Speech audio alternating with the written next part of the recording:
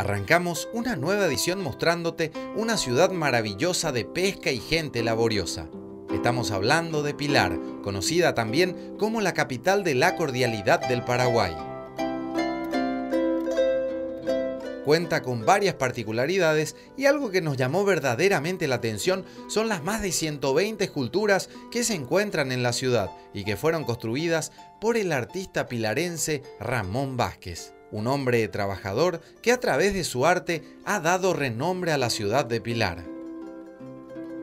Mientras disfrutábamos de una peña con jóvenes artistas de la ciudad, nos dimos la oportunidad de escuchar y sentir la música paraguaya, la más linda del mundo.